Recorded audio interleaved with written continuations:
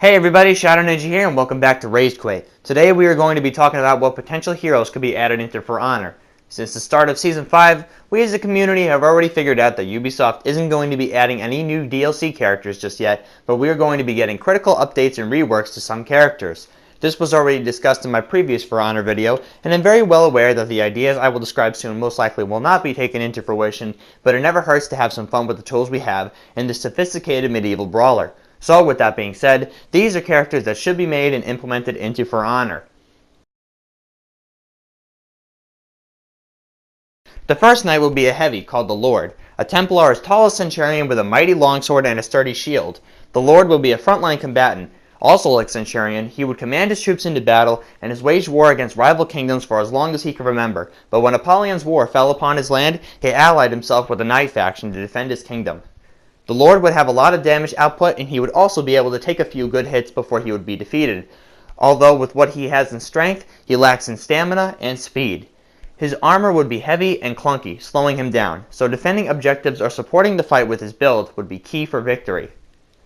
The second knight would be called the Squire, or in this case, a longbowman. An assassin who has not quite proven he or she has what it takes to be a warrior, but insists on defending their home from invading forces anyway.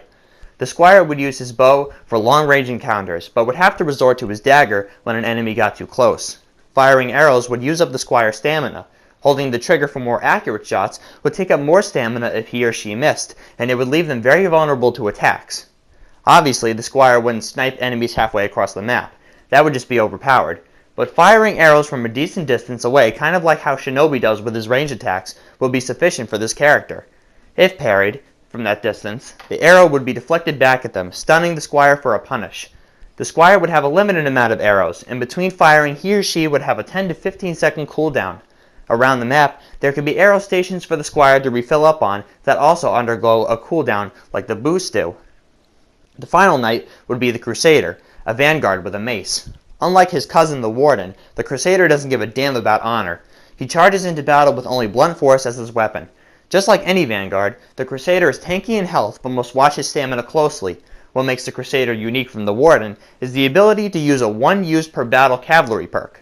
The Crusader would ride into battle on a horse, and if his attacks on horseback are parried or the horse takes enough base damage from normal attacks, he would be kicked off. This ability would be ideal for rushing the battlefield objective during a clutch rally, or for just causing havoc throughout the battlefield for a little while, for a distraction. Now let's venture on to the Viking faction. The first warrior in this particular faction would be the Dwarf, with a battle axe. He would be an assassin whose size would help sneak through crowds to seize the final blow for a kill. Much like the Peacekeeper or Shaman, the Dwarf's combat stance has him low near the ground. While easy to kill in a direct fight, the Dwarf would use his combat prowess and speed to gain the upper hand. His two-handed battle axe would also level the playing field against any opponent. The second Viking would be a vanguard called the Saxon. He or she would use a straight sword and would serve as a Viking commander on the battlefield similar to the Centurion and Lord. His mighty sword would rival the Raider's axe in any fight, and he would hit like a truck, but just like any vanguard, strength must be countered by stamina management. The last Viking on the list would be the Barbarian. This heavy-class combatant would use a round shield and a warhammer. Similar to the Warlord, the Barbarian would defeat his enemies behind the protection of his shield and bash the enemies as a counterattack, but unlike his Viking relative, the Barbarian can switch to a secondary combat stance similar to the Highlander. He puts his shield on his back and holds his hammer with 2 hands. This gives the Barbarian a stamina and strength buff for a temporary time, and he cannot take damage from behind. This ability will last for only 10 to 20 seconds. Now we proceed to the final faction, the Samurai. To start our list off, we introduce a heavy called the Hun. The tribe of barbarians have kept their alliances with the Samurai secret, supplying their allies with weapons and rations which helped them claim victory in Season 2. But when the Vikings invaded Samurai lands, the Hun suffered as well. This combatant wields a curved sword. He or she deals massive damage if used correctly, and can even bleed enemies if certain combos are chained correctly. The second character would be the Monk, or in this case he would be called the Duelist. This vanguard, unlike any character in the game right now, would not use any weapons. Instead, he or she would rely on using their martial art abilities only. Also, unlike anything we've seen, the Duelist would use a new technique called the pressure point defensive. If an attack is parried by the Duelist, the player has a short opportunity to follow up with a light attack which will paralyze the target for 2 seconds, opening up a punish. The pressure point attack wouldn't do any damage, but would stun the opponent instead. The duelist base attacks would be very fast and precise.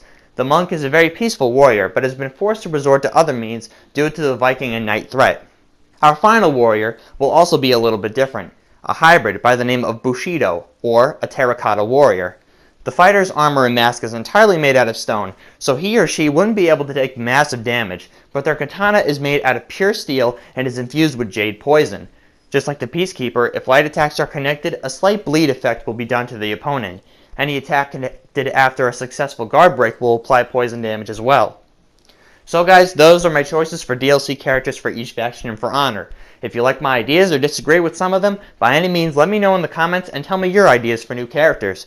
Thank you for watching and subscribe for more, and as always, I'll see you guys on the next one.